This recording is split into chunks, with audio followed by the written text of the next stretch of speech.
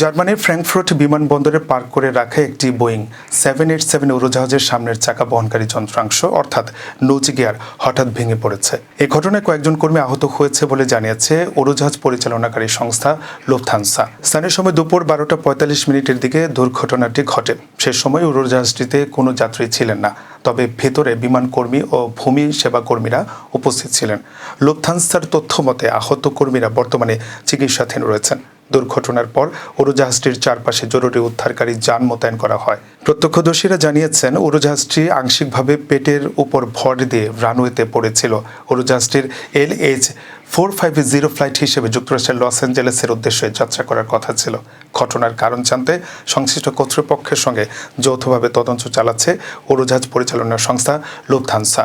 প্রাথমিকভাবে কী কারণে সামনের চাকার যন্ত্রাংশ ভেঙে পড়েছে তা এখনও জানা যায়নি।